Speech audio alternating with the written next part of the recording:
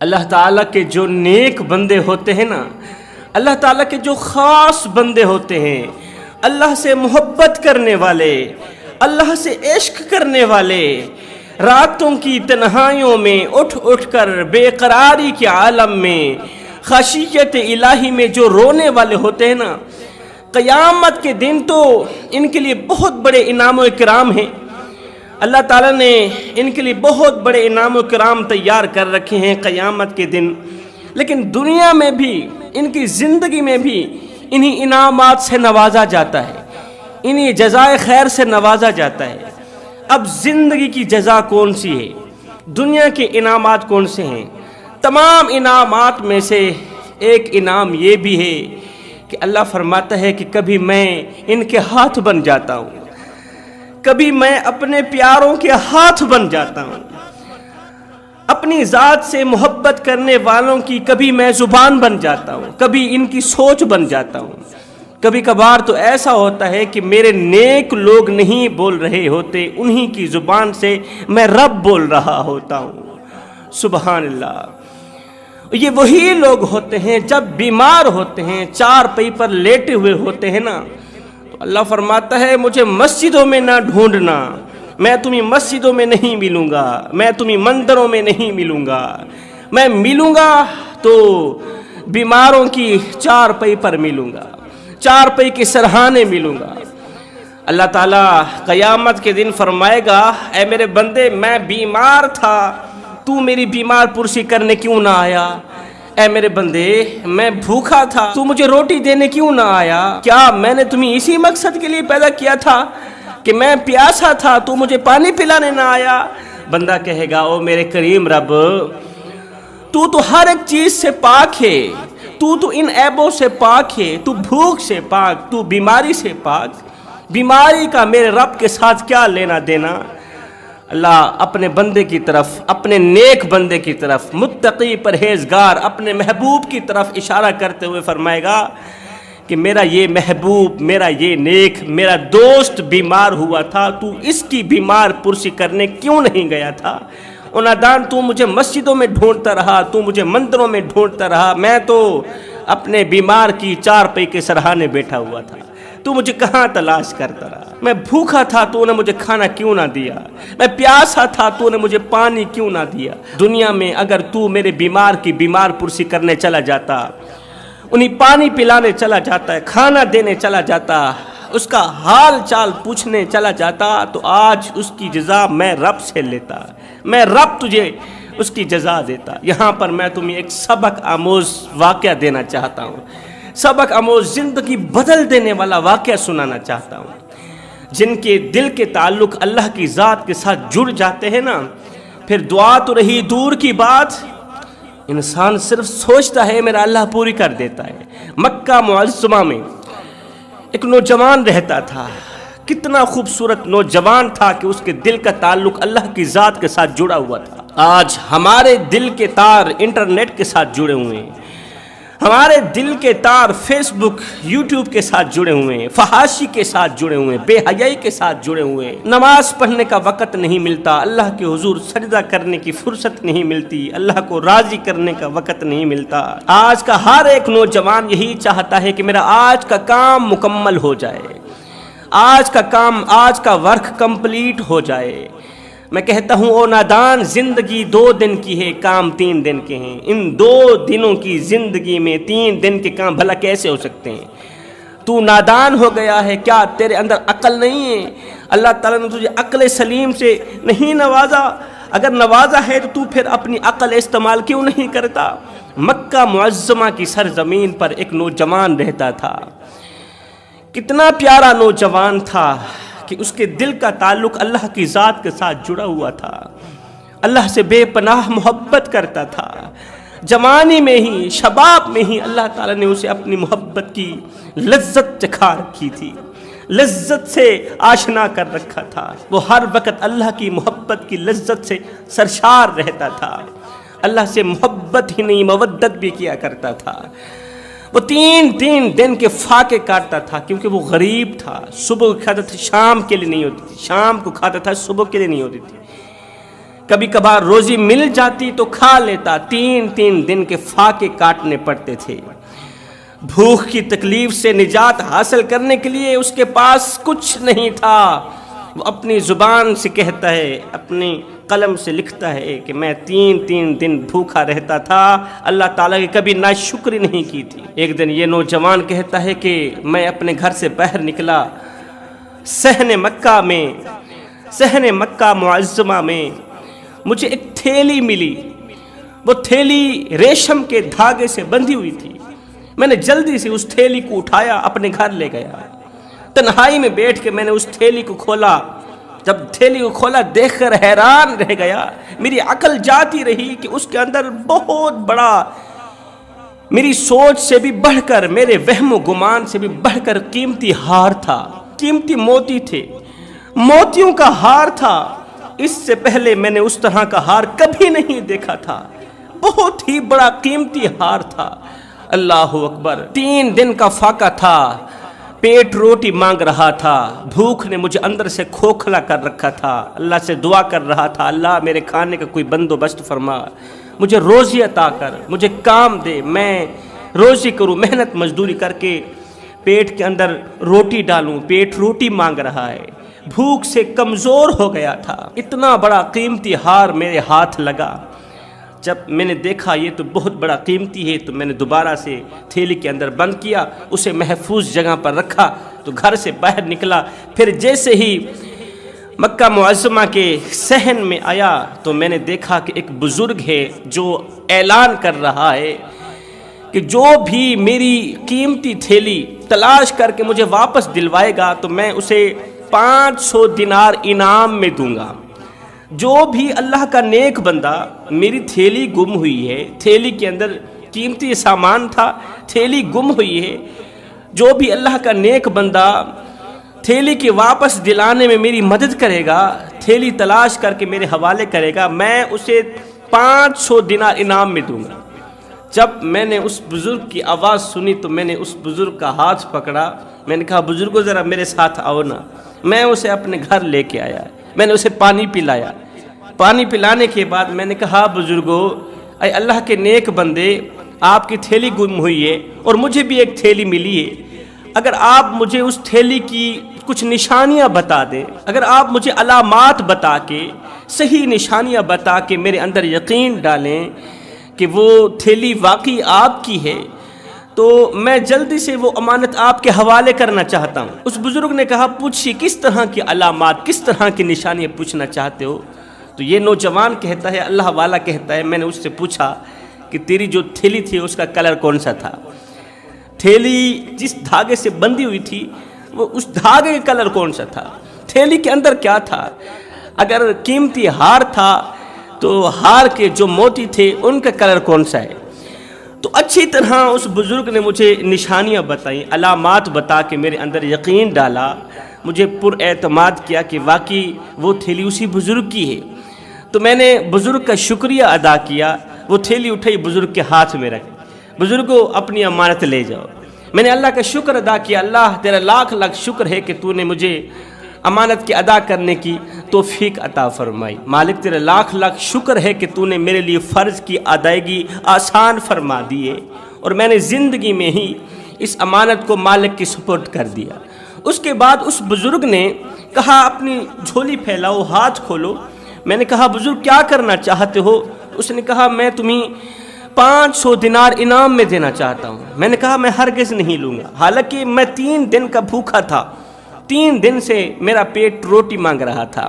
اگر میں اس سے 500 دینار لے لیتا تو میرے سارے کے سارے مسئلے حل ہو جاتے، میرا پیٹ بھر جاتا، پھر مجھے کام کرنے کی ضرورت نہ پڑتی، دن بدن اس طرح کے بھوکا رہنے کی ضرورت نہ پڑتی۔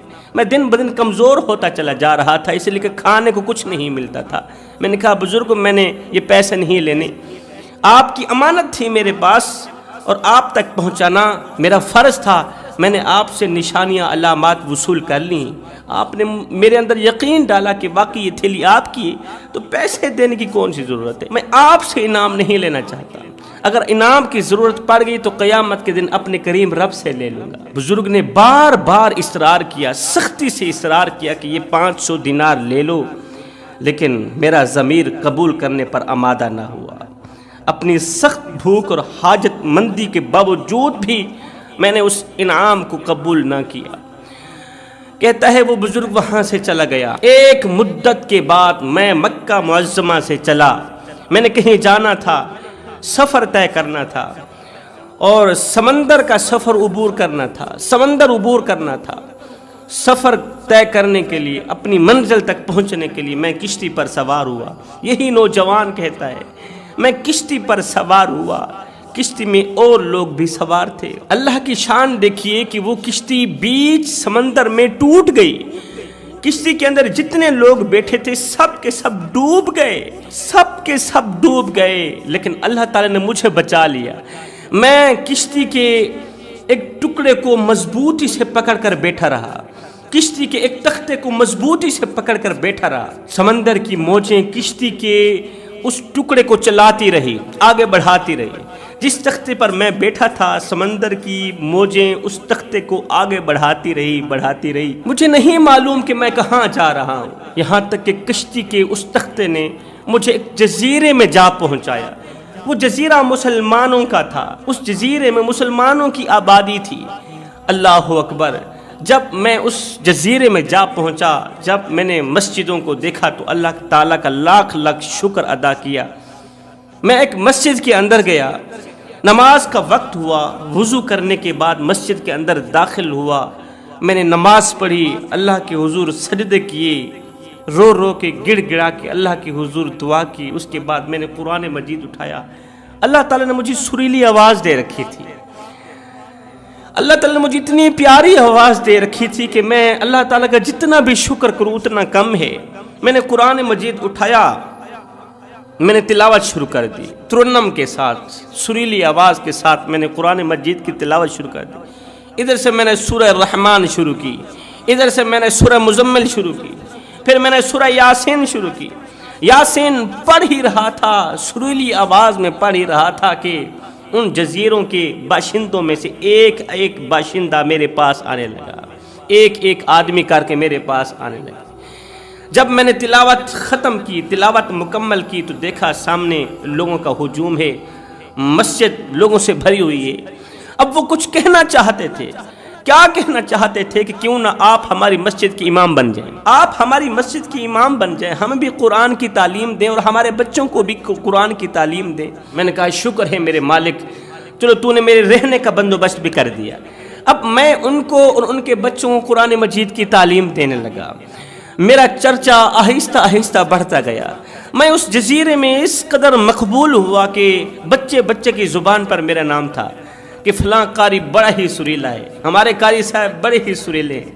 جب قرآن پڑھتے ہیں تو سبحان اللہ مزہ آ جاتا ہے، جان میں جان آ جاتی ہے۔ اب قرآن مجید کی برکت سے، قرآن کی تلاوت کے صدقے سے وہ لوگ مجھ سے ٹوٹ کے محبت کرنے لگے، یہاں تک کہ ان کے چھوٹے چھوٹے بچے بھی میری لمبی عمر کے لیے دعائیں مانگنے لگے۔ کچھ عرصے کے بعد وہاں کے کچھ معزز لوگ میرے پاس آئے، کہنے لگے کہ یہاں پر معزز گھرانے کی ایک یتیم لڑکی ہے، ہم چاہتے ہیں کہ آپ کا نکاح اسی سے کر دیں، اس لڑکی کی آپ سے شادی کر دیں، آپ اپنا گھر بسائیں، آپ بچے پیدا کریں تاکہ آپ کے بچے ہمارے بچوں کے بچوں کی خدمت کریں، ہم چاہتے ہیں کہ آپ کا نکاح ہو جائے، آپ اپنا گھر بسائیں۔ تو میں نے حامی بھر ڈالی، میں نے کہا ٹھیک ہے، میں نکاح کرنے کے لیے تیار ہوں، میں شادی کرنے کے لیے تیار ہوں۔ ان لوگوں نے میری ایک خوبصورت حسین و جمیل لڑکی سے شادی کی، سبحان اللہ، میرا نکاح ہو گیا۔ وہ لڑکی بڑی ہی متقی پرہیزگار تھی، اللہ کی نیک تھی، اللہ کی ولیہ تھی، اور جس قدر خوبصورت تھی اس سے کہیں زیادہ وہ اللہ کی محبوبہ تھی۔ اللہ کی محبوبہ کے ساتھ میرا نکاح ہو گیا، اللہ کی نیک بندی کے ساتھ میرا نکاح ہو گیا۔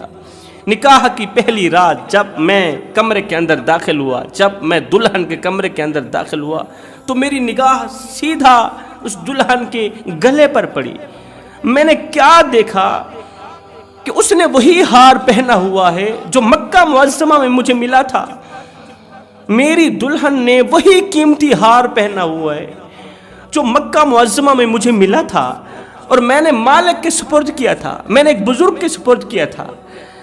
یہ وہی ہار ہے، کہتا ہے میری نظر اس ہار سے اٹھتی ہی نہیں تھی، باوجود دلہن کی طرف متوجہ ہونے کے، باوجود دلہن کو دیکھنے کے۔ شادی کی پہلی رات تھی، سہاگ رات تھی، دلہن سے پیار بھری محبت بھری باتیں کرنے کے باوجود میں تو بس اسی ہار کو ہی دیکھتا رہا۔ کہتا ہے میری یہ حرکت بڑی نامناسب سمجھی گئی، میری بیوی نے نامناسب سمجھا، دیکھنے والوں نے بھی نامناسب سمجھا کہ بیوی کو دیکھنے کے بجائے، شادی کی پہلی رات ہے، بیوی کا خوبصورت چہرہ دیکھنے کے بجائے یہ بیوی کے مال کو دیکھ رہا ہے۔ کس طرح کا عالم دین ہے، دنیا سے محبت کرنے والا، مال و دولت کو چاہنے والا ہے۔ جب لوگوں نے مجھ سے اس کی وضاحت پوچھی، وجہ پوچھی، تو میں نے انہیں بتایا کہ یہ تو وہی ہار ہے جو مکہ معظمہ میں مجھے ملا تھا، یہ ایک بزرگ کا ہار تھا، تو میں نے اسے اس کی سپرد کیا تھا، امانت سمجھ کے اس کے حوالے کیا تھا، یہ ہار یہاں پر کیسے آ گیا؟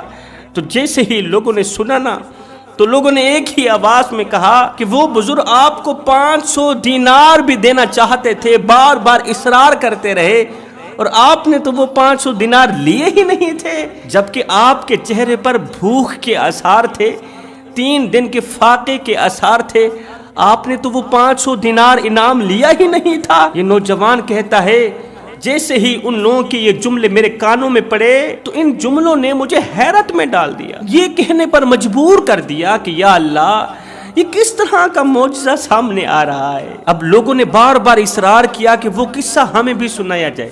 جب میں نے اپنے مقتدیوں کو وہ قصہ سنایا تو سب لوگ بول اٹھے سبحان اللہ، سبحان اللہ، واہ اللہ کی شان، سبحان اللہ، لا الہ الا اللہ۔ پھر لوگوں نے مجھے بتایا امام صاحب یہ وہی ہار ہے جو مکہ معظمہ میں گم ہوا تھا اور آپ نے پایا تھا، وہ بغیر انعام کے آپ نے بزرگ کے حوالے کر دیا۔ وہ بزرگ کوئی عام نہیں تھے، وہ بزرگ تو اللہ والے تھے، سبحان اللہ، وہ بزرگ اللہ کے ولی تھے، اللہ کے محبوب تھے، وہ نیک تھے، متقی پرہیزگار تھے، ہم سب کے پیر و مرشد تھے۔ ان کے اندر کمال یہ تھا، اللہ تعالیٰ نے ان کے اندر خوبی یہ رکھی تھی کہ وہ جو بھی دعا کرتے تھے نا تو اللہ تعالیٰ فوراً قبول کرتا تھا۔ دور دراز سے لوگ اس کے پاس آتے دعائے خیر کروانے کے لیے، وہ جس کے حق میں دعا کرتا بس اس کا بیڑا پار ہو جاتا، اللہ تعالیٰ فوراً اس کی دعا کو قبولیت کا شرف عطا کرتا ہے۔ لیکن اس کی زندگی میں ایک دعا ایسی تھی جو قبول نہ ہوئی، اس کے مرنے کے بعد قبول ہوئی۔ امام صاحب نے پوچھا کہ وہ کون سی دعا تھی تو لوگوں نے بتایا کہ ہمارے وہ پیر و مرشد جب سے آپ سے ملے، آپ سے مل کر واپس اپنے وطن کو آئے تو وہ باتوں باتوں پر کہا کرتے تھے کہ میں نے دنیا میں سچا انسان ایک ہی دیکھا ہے، میں نے دنیا میں بس ایک ہی سچا نوجوان دیکھا ہے جس نے مکہ معظمہ میں میرا قیمتی ہار پا کر بھی مجھے واپس کر دیا۔ اور ہمارے پیر و مرشد ہر وقت یہ دعا کرتے رہتے تھے یا اللہ کسی نہ کسی طرح اپنے اس نیک بندے کو میرے پاس پہنچا دے، اپنے اس نیک نوجوان کو میرے پاس پہنچا دے اور ایسی صورت پیدا فرما دے کہ میں اپنی بیٹی کی شادی اسی نوجوان سے کر دوں۔ اس طرح کی صورت پیدا فرما، ایک تو وہ میرے پاس آئے، پھر ایسی صورت پیدا ہو کہ میں اپنی بیٹی کی شادی اسی تیرے نیک نوجوان سے کروں۔ یہ دعا کرتے کرتے وہ بزرگ اس دنیا فانی سے رخصت ہو گئے، مگر آج ہماری آنکھوں نے دیکھا، ہمارے کانوں نے سنا کہ اللہ تعالیٰ نے ان کی دعا کو قبولیت کا شرف عطا کیا کہ اللہ نے بزرگ کی بیٹی کی شادی اسی مرد کلندر سے کر دی۔ اللہ تعالیٰ اپنے نیک لوگوں کی دعاؤں کو رد نہیں کرتا۔ دعا مانگنے کا سلیقہ ہونا چاہیے، دعا مانگنے کا طریقہ ہونا چاہیے۔ شیطان نے بھی دعا کی تھی، اللہ تعالیٰ نے تو شیطان کی دعا کو بھی رد نہیں کیا۔ شیطان نے کون سی دعا کی؟ کہا یا اللہ مجھے قیامت تک کے لیے مہلت دو۔ اللہ نے فرمایا جا میں نے تجھے مہلت دی۔ اللہ تعالیٰ نے فرعون کی دعا کو بھی رد نہیں کیا۔ فرعون کو جب لوگوں نے کہا کہ دریائے نیل میں پانی نہیں ہے، پانی جاری کر دیا جائے، فرعون نے کہا رات گزرنے دو، صبح دیکھو گے تو پانی ہی ہوگا، ہم راتوں رات ہی پانی جاری کرتے ہیں۔ فرعون رات کے دوسرے پہر دریائے نیل کے اندر گیا، دریائے نیل کے اندر قدم رکھا تو مٹی اٹھا کر اپنے سر پر رکھی، پھر دونوں ہاتھ اٹھائے، عرض کی یا باری تعالیٰ تو ہی سچا ہے، تو سچا تھا، تو حقیقی مالک تھا، تو حقیقی مالک ہے اور تو ہی حقیقی مالک رہے گا۔ اللہ میرے جھوٹ کو سچ کرنے والے آج ایک اور جھوٹ کو بھی سچ کر دے۔ میرے لوگ مجھے کہہ رہے ہیں کہ پانی جاری کرو، اگر پانی جاری نہیں ہوگا تو میں مارا جاؤں گا، مجھے لوگ جھوٹا کہیں گے، جھوٹا خدا، میں تو ویسے ہی جھوٹا خدا ہوں، مگر لوگوں کے سامنے مجھے ذلیل نہ کر، مجھے رسوا نہ کر، دریا کے اندر پانی ڈال ہی دے۔ دوسرے دن جب لوگوں نے دیکھا تو دریا کے اندر پانی ہی تھا۔ اللہ تعالیٰ نے پانی کو حکم دیا کہ بنجر زمین کو ایک بار پھر سے ہرا کر دے، بنجر زمین کو ایک بار پھر سے بحال کر دے، آباد کر دے۔ اللہ تعالیٰ نے تو فرعون کی دعا کو بھی رد نہیں کیا۔ تو سونے نبی دا امتی، سبحان اللہ، سونے محمد کا امتی ہو کر بھی تو مایوس ہوا بیٹھا ہے، نا امید ہوا بیٹھا ہے کہ اللہ میری دعا قبول نہیں کرتا، اللہ تعالیٰ میری دعا رد کر دیتا ہے۔ بس دعا مانگنے کا سلیقہ ہو، بس اگر دعا مانگنے کا سلیقہ آ جائے تو پھر اللہ تعالیٰ تمہاری دعاؤں کو اس طرح قبول کرے گا کہ تم مانگتے جاؤ گے، اللہ تعالیٰ چھپر پھاڑ کے تمہیں عطا کرتا جائے گا۔